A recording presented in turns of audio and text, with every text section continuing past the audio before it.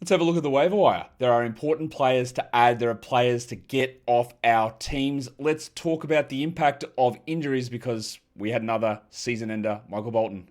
Thanks, Josh. It's Michael Bolton here, and it's time for another episode of the Locked On Fantasy Basketball Podcast. Let's get to it. Let's get to it, indeed. You are Locked On Fantasy, your daily NBA fantasy podcast. Part of the Locked On Podcast Network, your team every day. Hello and welcome to the Locked On Fantasy Basketball Podcast brought to you by Basketball Monster. My name is Josh Lloyd and I'm taking a hiatus from the show because I've got to take up my full-time gig as Anthony Davis's dietitian slash personal chef.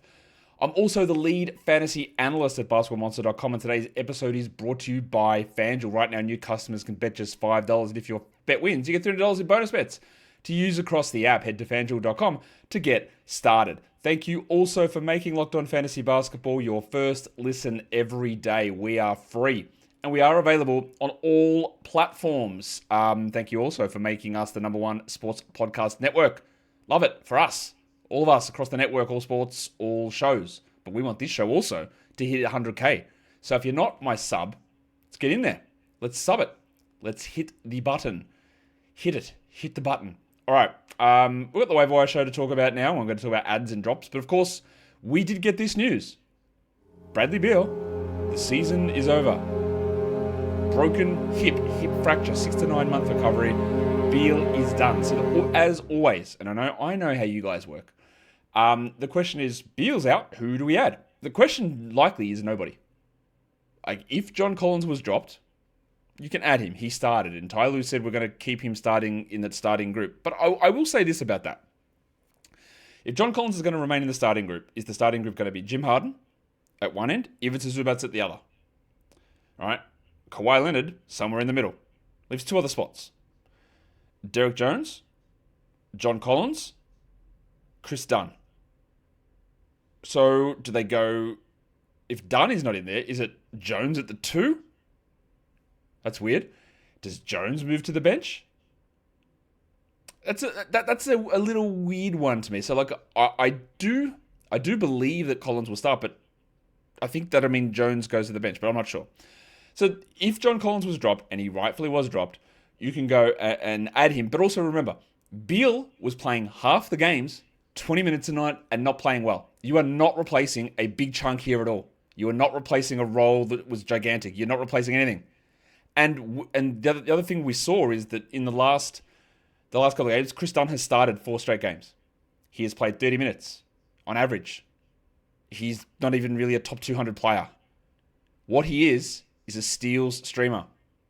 He gets you 2 steals a game, roughly. Let's say 1.7 to 2 steals. He's shooting like 50% from the line. He's incredibly low usage. He may get you 0.7 blocks, but he gets steals and that's it. And that could be useful. And he was pretty useful as a general rule last week when the Clippers had that really good schedule, Kris Dunn. But not like, wow, I've got to have him. Others will bring up the name, what about Bogdan Bogdanovic? Well, maybe. Played 0 minutes last game where Beal was out. He's completely out of the rotation. So we have a blueprint here. We can look at literally the last game, and that doesn't even include Kawhi Leonard, to have a look at the rotation. And it's 0 minutes for Chris Paul, and it's 0 minutes for Bogdan Bogdanovic. Now, they might not hold that. Ty Lue tinkers all the time. But we also have to add Kawhi Leonard into that mix that already didn't include Bogdanovic, already gave us Dunn doing nothing, and didn't include Chris Paul. If you are, and I know that you are, if you are in double onyxes, Cam Christie is your guy. Cam Christie is getting first quarter minutes. Cam Christie is playing 18 to 19 minutes a game. Is he very good at the moment? No, I think he's going to be good. I actually think that he is going to be a better player than his brother Max. Eventually. But he has already gained the trust of Ty Lue to be a first quarter rotation player at the moment. And I'm not saying that that's increasing because literally we have the blueprint last game. We have an idea of what Lue is going to do because we saw it. And Lue knew that Beal was out for the season at that point. He knew it was out a long time. So he ran a rotation, understanding that Beal is not here and this is what we are doing. The variable will be Kawhi and then all the vagaries of change. So I don't believe that you need to sell out to get Kris Dunn. I don't believe that Bogdan Bogdanovic is anything worthwhile outside of deep performance. So he can come back into the rotation, absolutely. But he also was a 0 minute player. Chris Paul, out of the rotation. I think Chris Paul is actually washed. I think he's done. Deeper leagues, look at Cam Christie. But I don't think again, Beal was not playing 30 minutes. Beal was not good. We are not replacing this big hole in the line. We're replacing nothing. Realistically, he wasn't doing anything. So, the past performance is useful. Like, we can have a look. What has just happened? And that gives us it's not like, oh my God, this happened after the game as someone was twerking on his bonnet and then he fell out of the car and his hip broke. We have no idea how it's going to play out. That's not from personal experience. No one's ever twerked on my bonnet. Open to all experiences. But we saw it. We know what Lou has immediately gone to without Beal. We know. And it's not that appealing. So that's it. Beal, done. Season over.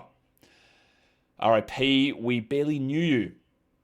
Let's talk waiver wire. More waiver wire stuff. But I think that literally just happened as I was hitting the old REC button. So let's get in and talk about who have been the most added players. We're using a 48-hour window on Basketball Monster to have a look using our advanced roster projection numbers. Who has been the most added players? Well, not surprising. Number one there is Brandon Williams of the Dallas Mavericks. Williams had success last season. He moved into a large role with the Mavericks when Kyrie went down. And then he got injured himself and we were dealing with the whole two-way contract shenanigans. And he was really good.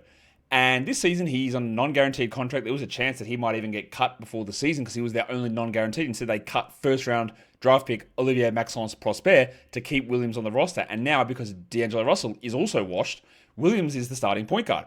We also got news out of Dallas today that owner Patrick Dumont has requested medical data on Anthony Davis because he doesn't want him coming back too early to risk aggravation of the calf injury, which there are two ways to look at that. Aggravation of a calf injury can lead to a torn Achilles, and then you can't trade him, obviously, which is part of it. But also, there's a part of that which is like, yeah, I might just say don't play my guy because we want to keep tanking and get a high draft pick here. There's a little bit of that on that, so just watch that. Like, Dumont's like, all right, now I'm swinging it around. See you later, Nico.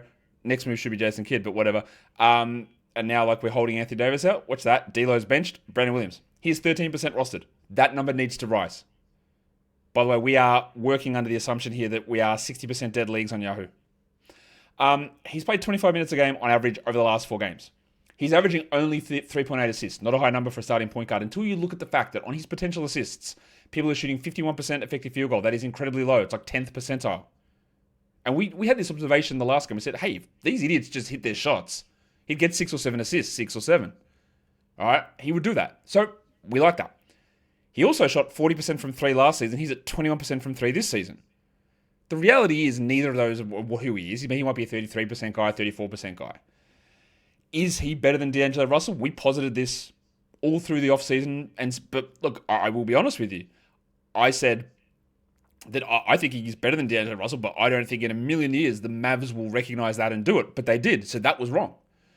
But now Brandon Williams is starting. And it doesn't look like an Anthony Davis return is imminent, which is probably, that's the interesting thing, is what if Davis returns and then they go back to double bigs, then they're surely not going back to Cooper Flagg at point guard. So what do? Or do they just make Lively and Gafford be bench players? Like, their roster made no sense. It makes no sense now. And when Davis eventually is back, it's going to create more problems. But I do think they cannot go back to Flagg at point guard, which means I'm very, very happy with where we're at with Williams at the moment. And that is an ad. You want a starting point guard. If you can find one on waivers, you go and grab him. And that's what you do with Brandon Williams. Who else has been added? Eris Bailey. I talked about some of the, not even concerns with Ace yesterday, that he had a really good game in the game they scored 150 against the Pacers. But he also lost some fourth quarter minutes to Isaiah Collier. And if it wasn't for really strong shooting numbers, there's not anything else that he does. But yeah, you add him. Let's give it until Thanksgiving. If he's a 25-minute player, that's not going to be enough for category leagues. It might be for points. If he pushes to 30, maintains good efficiency, because we're going to talk about a rookie later whose efficiency maybe not sticking at the spot that it needs to be. If he maintains good efficiency with some other stats, then it's good. But we grab Ace, and then we just let it hold for a week or two. I am shocked that the third most added player using Basketball Monster's numbers over the last 48 hours is Luke Kornet. Luke Kornet was really good last game. Luke Kornet pairing with Victor Wembanyama has been successful. Luke Kornet backing up Wembanyama is useful. Luke Kornet is going to be an absolute elite stash if Wembanyama misses. He will be like a top 60 player, I'm guessing, if Wemby misses. I just didn't think that everyone would be rushing to grab him. I think I added him just before his ankle injury, or right as his ankle injury happened, and then I had to drop him in a league. But I don't mind it. It's a little bit like out-of-the-box thinking. But if he can play 23 a night, he probably does have 12-team, 150-player deep category league value. The next two most added players, Marcus Smart and Jaeger Yeoman. Smart, yes, when LeBron is back, don't think it holds. Smart, he's going to have bad points. You're going to have low field goal percentage. That's the thing, but he's doing a lot of other stuff. And then Yeoman, he was really good last game. I'm not sold on the consistency, but what I am sold on at the moment is the role. Is that he will start. Let's give it like Ace Bailey. Thanksgiving is a good rookie cutoff point. Let's try it, let's add it, and let's see how it looks over the next 2 to 3 weeks. Does he start having just dreadful shooting splits? But he looks more confident. He looks to be, at this stage, a fast learner. And that's a huge part as well. It's a really good quality to have as a rookie in the NBA. We're going to come back and talk more most added guys, most drop guys.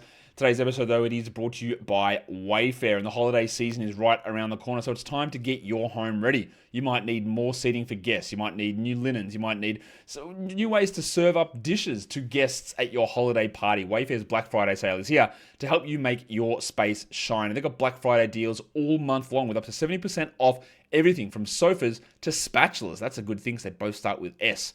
You might have family for the holidays, and you know that you need a few new little special touches just to make the day and the time and the week and the week and the week and the weeks and the weeks. No, maybe not that long. But you need to make it just go smoothly, and Wayfair makes that easy. Don't miss out on early Black Friday deals. Head to wayfair.com now to shop Wayfair's Black Friday sale for up to 70% off. That is WAYFAIR.com. Sale ends on December the 7th. That's a long sale. Today's episode is also brought to you by Built. Nobody likes paying rent, but if you must, you might as well get something for it, and that's where Built comes in. Built is changing the game by turning your rent payments into real rewards that you can actually use. And when you pay rent through Built, you earn flexible points that can be redeemed towards hundreds of hotels and airlines, future rent payments, your next Lyft ride, and more. But it's not just about rent with Built. It's about rewarding you around your entire neighborhood. So turn your rent into rewards and start earning points around your neighborhood by going to joinbuilt.com/LockedOnNBA. That is joinbilt.com/LockedOnNBA. Make sure to use that link so they know that we sent you. Waiver wire. Let's talk about it. Who else has been added? What about on the old Yahoo, the old home of the dead league? What is going on over there? Who has been added on Yahoo over the last 12 hours or so? The number one most added player is the Big Avocado. That makes sense. I know that Philadelphia has a terrible schedule at the moment. I know that. I know that Joel Embiid is listed with no structural damage in day-to-day. I don't care. I don't care at all. Because I will not trust the Sixers in their diagnosis of Joel Embiid, or more importantly, I will not trust the Sixers in their public acknowledgement of their diagnosis of Joel Embiid. And yeah, if it does not work out, and if Embiid misses over the next 8 days, let's say he misses all their games, it's 2 games. It's not that many. But what if it stretches? Drummond has taken over from Adem Bona. He played 30 minutes the last 2 games. You want it. These are the chances that you take. I would say there's probably a 30% chance of it being a long-term season-long, maybe 10% chance of a full season-long, 30% chance of it working for 3 months. Maybe there's like 2% chance of it even, working past this 2-game week. But doesn't matter. We're early enough that you just take the shot at it, and I think you do it. Isaiah Collier, the next most added player. He was pretty good last game. He even hit 3s. I'm not 100% sold on it, honestly. This is useful. He's not a starting point guard yet. He's in between him and Ace Bailey. But what do? Moves Mihailuk out of the lineup? They might. And play him 30 minutes? I think his lack of shooting, his poor field goals and free throws historically can be a concern as well. And I'm not sold, but I understand. The next one, I don't understand. It's Vit Krejci. Now, Vit Krejci, last game, awesome. Absolutely awesome. Vit Krejci, when the team was healthy, 0 minutes. 0. And when I say healthy, I mean healthy without Trae Young. He was out of the rotation, and he came back in when Luke Kennard, the spiral, went out, and then Nickeil Alexander-Walker, and then Jalen Johnson and Kristaps Porzingis, and those guys went out. Now, they have a back-to-back coming up, so they're going to have some guys sit, so Krejci will probably get in. But what happened last game from Krejci, where he was awesome, by the way, and maybe he takes over the backup point guard spot over Keaton Wallace, possibly, but he should not, I don't think, be prioritized as a must-add player. It doesn't make sense to chase what he did in that game, where he had like 6 threes and 20-odd points and just went crazy. That is an outlier game where he's not getting those minutes on a regular basis. As soon as Alexander Walker comes back, like literally might be today, he's going to play like 10 minutes, maybe generously plays 20. I don't understand that. The next two make sense. Vanderpants, Kevin Huerter, he was borderline an ad anyway. Josh Giddey being out pushes him up, and he will disappear once White and Giddey return. And then Grayson Allen's just a clear must roster. Has been since opening night. Don't know why people are still waiting to get on this. This is a very just obvious, clear must roster scenario, and I think you guys are all aware of that. On the other side, the side of the jacking, we have the most drop players. Get that garbage out of here! So, who has been dropped the most over the last 48 hours, and does it make sense? Does it make sense to have dropped Josh Minott? Yes. Too much minutes inconsistency, too many bad performances, didn't play at all in the second half yesterday. Drop him. There will be opportunities where we use him again, I'm sure. Did not work out. Looked good, didn't work. Bad. Done. Jake LaRavia. Yep, drop. Easy. He's down to 24 minutes tonight. He's not getting high usage. He will have the occasional good game, but he probably needs one player out to push him back up. Trent Watford. Paul George looks like he's returning soon. Watford played that huge game, which was unsustainable in the level of shooting, but I thought the minutes might hold. They did not. He's down to low 20s minutes. See you later. The national tile, Jarris Walker. Hello. Done. He's bad. And one of the reasons we persisted was, hey, good schedule for Indiana, and he's going to get 30 plus minutes. Well, he's not. They decided, screw it, we're going to start Jeremiah Robinson-Earl. And if you're starting Jeremiah Robinson-Earl, your career might be in a little bit of jeopardy there, Jarris. So I think that's totally cool to drop him. And then obviously we're dropping D'Lo because he just got overtaken by Brandon Williams, and he has been terrible again. What about on the old Yahoo? Who has been the most drop players over there? Number one is Dennis Schroder. And yes, Dennis Schroder should be dropped. Dennis Schroder is bad. Dennis Schroder made no sense to prioritize. Dennis Schroder made no sense to try and sign him in the way that you were trying to dump Malik Monk to make room to get him in. They are idiots. What is that team doing? Schroder now, and this is again, was he useful? Sure, sort of. He was providing okay numbers, but he is bad now. He will have moments where he is better. But the presence, and this is not a dig at Russell Westbrook. It definitely is. When Westbrook is getting big minutes, he Westbrooks everything. Meaning everyone else can't do a thing. They can't do what they need to do. So Schroder is lost. He can't hit shots. That's on him. He's bad. He's a bad defender. He is not a good NBA starting caliber player. He is not. So you drop him. Very clearly. The next most dropped player is the big sneeze, Precious Achiuwa. Why was he added in that many leagues? I guess because, again, people chase that really big, well, not big game, that decent game that he had. There was no long-term value in Precious. It didn't make sense to add him, but it makes sense to drop him. Peyton Watson was dropped. Again, was he, I don't know this, but they've got a back-to-back, that's true. But was he added because he had a big game when Aaron Gordon sat out? Is that why? Because it's chasing. Unless he was added before that game. And he'd been okay. Like, he'd been like on the fringes, this nice little block stream. But yeah, he's not a must-hold. Jay Huff, also, what you are seeing here is people doing, I believe, reactionary moves. Reactive moves. Jay Huff replaced Pascal Siakam, had a big game. People added him. It's like, okay, well, that's not going to stick. And it didn't. So they dropped him. The same with Watson. The same with Achiuwa. And the last one there is one that I do want to actually dig into a little bit more. And that is the rookie in Philadelphia, the dominatrix, VJ Edgecombe. I did not expect to see VJ on the most dropped list. And you go, that's stupid. And I looked and I go, maybe it's not. Maybe it's not stupid. He's still 64% rostered. He is averaging over his last 7 games in 36 minutes, 11.5 points, 5.5 rebounds, and 3.6 assists, which is okay. It's not good. It's not bad. It's okay. His steals remain high, but he has a 44.4% true shooting over that time. His season true shooting is down under 51. One of the concerns with Edgecombe as a player was I'm not sure that his shooting is good. One of the things we think about him is he's going to be a very good defensive player, and he is. Immediately, the steals are there. He's not really a point guard. We are seeing a scenario here where Grimes is impacting him and Oubre is impacting him. McCain is not. McCain will not, I don't think. But then Paul George is going to come back, and he's just going to take shots. And Edgecombe's already down now, under 20% usage. Remember, he started the season 40 minutes and taking 1 million shots. That's done. Speaking of done, he is moving now, and this is a little cavalier to say, but he is moving into the Kris Dunn level of steals streamers. Hold for now, but the people who dropped him, I don't look at them and go, dumb. I look at them and go, I get it, right? And especially if we're talking in 10-teamers, 130-player deep leagues, I think it's okay.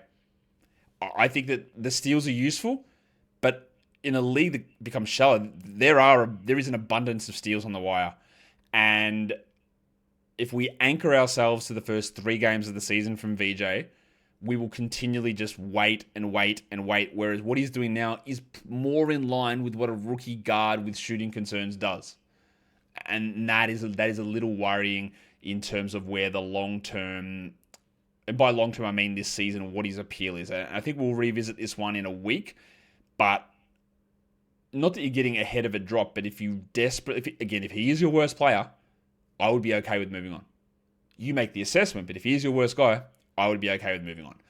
We've got more stuff to talk about, but before we do that, today's episode is also brought to you by FanDuel. The NBA is back, and there is no better place to get in on the action than with FanDuel, the official sports betting partner of the NBA. And you know, with FanDuel and the NBA, if you miss the start of the game, well, you can still get in and you can check who's got the hot hand. You can get in there and have those live bets on FanDuel with everything from who will score next to checking out the fourth quarter comebacks. You can even combine your live bets into a same-game parlay for a shot at a bigger payout, and it enables you to put your knowledge to the test live in-game while it's going on. Right now, FanDuel is giving new customers $300 in bonus bets when your first $5 bet wins. So go to FanDuel.com to sign up and play your game with FanDuel, the official sports betting partner of the NBA, and don't forget to gamble responsibly. Thanks again, guys, for making Locked On Podcast Network the number one sports podcast network in, let's just say, the world. I'm pretty happy with saying the world, and let's keep this show rolling towards 100K in subs. We're doing waiver wire moves, waiver wire trends, waiver wire things that are going on, players that are available, players that are getting dropped. And again, I will explain this. People go, where's your section on must roster? And I am not going to force a segment if I don't have somebody on this list that fits a criteria. When I say a must roster, I look at my top 100 projections over the next 3 to 4 weeks, and I see if anyone is under 70% rostered on Basketball Monsters advanced numbers. And I looked at it, and no one is. So I'm not going to tell you must have this guy. There are guys that I think you should have or you should try, but I don't think anyone sits in that must roster zone, so I'm not going to force it onto you guys. The next part we talk about is droppable players. And again, the word is droppable, not do everything in your power to get them off your roster and do it immediately. They're just the names that you put into your head, because you always should have an idea on whatever roster you have, and you go, is this guy like a weather the storm guy, or is it like, maybe we move on? Because Anthony Simons, you can weather the storm. But if I try to chart the path ahead, like I'm an old seafaring captain, using the stars as my guide, how do I see him getting 34 minutes a night, becoming a primary focus of the team? It's going to require multiple injuries, and I don't like that outcome. Even last game, Pritchard was terrible. Simon still didn't get 30 minutes. He still doesn't do enough other stuff. So I think, again, like if he's on your team and you want to hold him, I get it. But if you also don't, I think it makes sense. Zach Ricochet's advanced roster number is through the roof, and I looked at it and go, really? What? Why? Ricochet has some good games. He has some okay scoring games, but he still refuses, he just doesn't, put up numbers in other categories. Quinn Snyder still doesn't rely upon him for big minutes, although I will say this. With Trey out, he's gone from a 24-minute player like a 28-minute player, which is more useful, but he's in no way a must-roster player. I don't believe that Daniel Gafford is a must-roster player. Doesn't make sense to me that he needs to be on rosters. Even in the games at the moment, with no AD and no Lively, he's not performing. But I will say this, before you jack. Get that garbage out of here! Given this weird uncertainty around Davis and what Dumont is saying, Lively's still not back yet, although maybe he's back today, you can hold on to Gafford. But there are people that ask me the questions about, hey, should I hold Zach Edey or Daniel Gafford? One of them, Zach Edey, is going to be Memphis' starting center. Lock it in. Rest of season, unless he gets hurt. That is done, right? He is their starting center. Daniel Gafford will be the Mavs' third-string center. And fourth string if you include PJ Washington small ball. Like, that long-term value of that is nothing. So if you are making decisions, sometimes when you're dropping guys, you have to lose in the short term. And maybe that's one of them. Cam Johnson undoubtedly will be better than he currently is. But I don't care to wait, because to me, in the way that I play fantasy basketball, whether it's category leagues or points leagues, the upside is just not worth it. I will not sit here and fluff a guy shooting 88% on 2 free throws, getting 50% from the field with 0.7 turnovers and go, yeah, well, now he's a top 70 guy. That is not how I like to play it. That is not, to me, that is not a good representation of value. So to me, even if he starts shooting better, what is he, the 110th best guy, best case scenario at the moment? His minutes are low. He can't shoot. He is not as good of a player as Michael Porter Jr. He is not Michael Porter Jr. He will not replace Michael Porter Jr. in the role and the usage and any of that stuff. Very easy drop to me. Very easy. And then the other one that is droppable is Davion Mitchell. Again, he will give you solid assists. But if you need to make a move, if you want to take a chance on Brandon Williams, who could be the Mavs starting point guard rest of season, and you've got Davion there, there's an argument you can make that Davion is better than Brandon Williams right now. I disagree with that argument, but you could make the argument. But Hero's going to be back. And Mitchell's going to go to the bench, and he's going to play fewer minutes, and he's going to be rendered completely useless. I do not think that Davion Mitchell is any level of must roster long term. Let's talk about some hotties. Who are the hot players? Who are the guys at the moment who are just nudging their way inside the top 100? Najee Marshall's the 92nd ranked player. And this is why it's always, I can tell you that number. I can say, Najee Marshall, 92nd, top 100 over the last week. Why haven't you added him? I can say that. Moses Moody, he's 93rd. It's easy, right? Guys, you're sleeping on Moses Moody. He's a top 100 guy. Huh? It's true. He's a top 100 player. Him and Najee, I'll put them both together. But we have to have context. How did that happen? How are they in the top 100? Well, Najee had like one big game. Hit every three, scored like 20 plus points, and the other games are mid. Moses Moody had 2 absolute bangers, and there were games where Steph and Jimmy were out, and he stepped up. And now he's like a 20-minute-a-night player. So he's carried into that top 100 zone. But where's the vision, the foresight into... We have to have the vision and foresight to look at it and say, well, I don't see how both of these guys maintain this level. It's just not a realistic thing. So the top 100, yeah, that's a factual statement over the last week. But it doesn't really mean anything unless you're playing retrospective Gray's Almanac fantasy basketball and you added them at the start of the week and you got a little top 100 week out of them. Doesn't matter.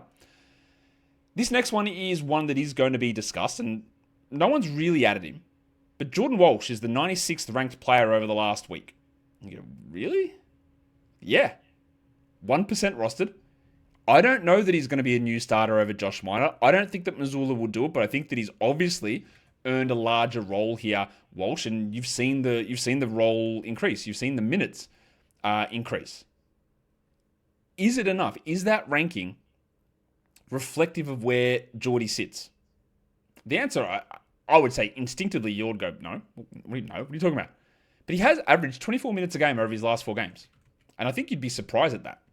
He has 9% usage during that time, though. He is, in the last 4 games, he has 7 steals. He has 3 blocks and 4 threes. That's pretty good value. But yeah, he's getting carried by 1.8 steals and 0.8 blocks. He's hitting 53% from the field, which includes 50% on threes. And this guy didn't even crack 28% from threes first 2 seasons. So I'm going to cast a level of doubt that he's a 46% three-point shooter overall. He's also doesn't hit free throws. He's bad at that. He's a bad shooter overall. A low usage player. So yeah, he's ranking with 6.5 rebounds. Good number. 1.8 steals. Very strong. 0.8 blocks for a wing. You love that. 53 from the field. Cool, but no way it's holding.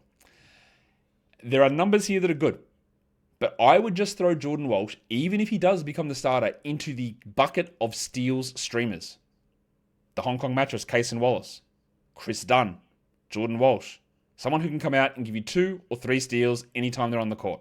And if you're playing 25 to 30 minutes, the likelihood of that happening is higher. But it is accurate that he is a top 100 player over the last week. Based on stuff that probably isn't real, and it's already with him playing 25 minutes a night. So we're not going, well, now he's going to get more minutes. He might, but he's already getting 25.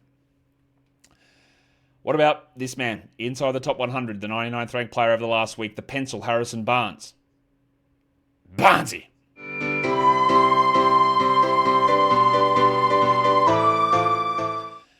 Yeah, like he's had some moments. Obviously, he's Harrison Barnes. Like, do we care?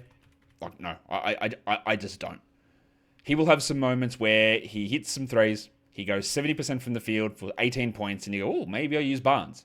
And the only time you consider is that they got 3 games in 4 nights, and you can just stack up some stats. That's it. Yes, his games recently have been good. He had 14 points, 4 threes, 6 rebounds, 24 points, 6 threes, 2 steals, 2 assists, 15 points, 3 threes. And then we got back to Barnes with 7 points and 1 3. He will have some double-digit scoring games. He will have some okay games. But treating him as a 12-team must-roster guy is not it. And the other one is interesting to watch is at number 101, Jalen Smith. The GOAT Nikola Vucevic's backup, who, by the way, has caused Vuce to go under 30 minutes the last 2 games.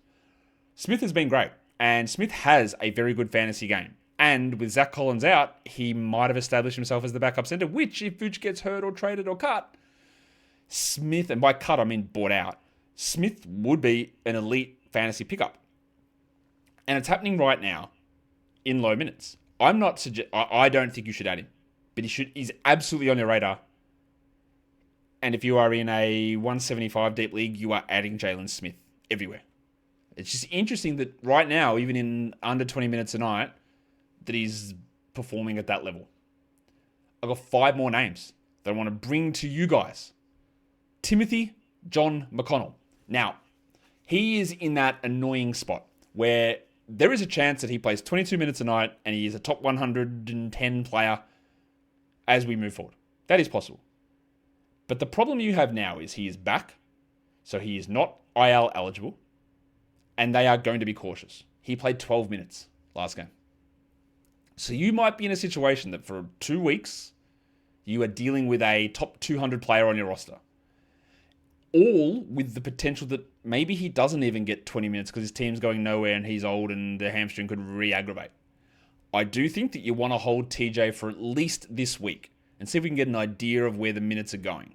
But I think some people think that he can even start, and I don't think that's going to happen. Or he's going to start rolling out 26 a night, and I don't think that's going to happen. But we just hold for now. I'm seeing people add Moussa Diabate. Now, last game, Diabate played well over Kalkbrenner. The big Colk. He was really good, Diabate. And now you'll notice that Colk is out today. Why is the big Colk out today? Well, his wife is giving birth to a little Kalkbrenner. That's why he's out, for personal reasons. They're having a kid. So, it's not anything nefarious. He's not injured. So, Diabate is going to have a good game today. But I just want to be aware that you know why that is. And that it's not a changing of the guard or that something's going to happen here necessarily. I don't think that's the case. I have to bring up Noah Clowney. We talked about him at length yesterday. We've talked about my like of his fantasy profile and the fact that the blocks have disappeared, but they're back now apparently. 4 blocks the last 2 games, and I don't know if that holds, but I hope it does. He is a guy I would be adding in all leagues because the role, the profile is enticing, and you want to hit on enticing. Isaiah Jackson, another name that is interesting. Benched last game for Tony Bradley. Could easily start the next one, but they're keeping him at 22 minutes. Now, his last game in a game that was incredibly high pace and we almost had 300 points scored against the Jazz, he had like a nice little double-double in 22 minutes. But overall, I am not seeing with Jackson any stability in role because they just keep rotating different guys through, which is our worry with Kyle even from the preseason. He's probably the best of all their centers, but not necessarily. They're keeping him in low minutes. He's not really blocking the shots at the high rate that he used to. There's an athleticism lack because of the Achilles tear, which might not come back ever to the full extent that it used to be at. So Jackson to me is very much a fringe player and not a must. And the last name there is Maximilian, not Maximilian. I don't know why I always call him Maximilian. His name is Cormac Christie. We talked Cam Christie earlier, and we're going to bookend it with double banged Christies because Max is a starter in Dallas. Max Christie is playing well, but is he the guy that moves to the bench when AD returns? And AD has to play next to a center, and PJ goes to the 3, and Flag goes to the 2, and Christie goes to the bench. Is that what happens? Christie's roster numbers are up, and I get it. If you're in a league that's 170 deep, like you do want to grab him. He had some solid moments last season until like his shot basically abandoned him. But this season, he's back shooting 45% from three. But even if we look at the last 7 games, 31 minutes, 14 points, 2 threes, 3 assists, 0.7 blocks for a guard, with a true shooting of 58. And that's 39% from three. A totally sustainable number. Just a name at the moment that, with the schedule, and they've got a pretty good schedule coming up here, Dallas. They've got, 4 games in the next 6 nights? Including a Sunday, Monday back-to-back. Christie's role is secure-ish. He's doing little bits of everything. I don't think he's got any upside to blow through the top 75 or anything. But probably a little bit under represented on rosters. Even though he's up to 78% on Basketball Monster. I still think he's a little bit under, and I just wanted to bring his name up. But now what I want to do is bring nobody's names up because we're done. That's the end of the Waiver Wire Show. And what I can do is I can tell you that we want to subscribe because we want to keep this as the number one podcast, sports podcast network. We want to keep this as the number one, not number one, we want to get this to the 100,000K subs mark. And you can do that by just hitting subscribe. Guys, we are done here. Thank you so much for listening, everyone. See ya. You know what? Cut the music. If we get to 100K subs, I will do an updated nickname show. I know you guys are being, where did all the names come from? Can you go, if we get to 100K subs, that will come. 100K subs, updated nickname show, and I will continue to work at introducing and creating new sound drops. 100K, new nickname show. Michael Bolton, hit the music.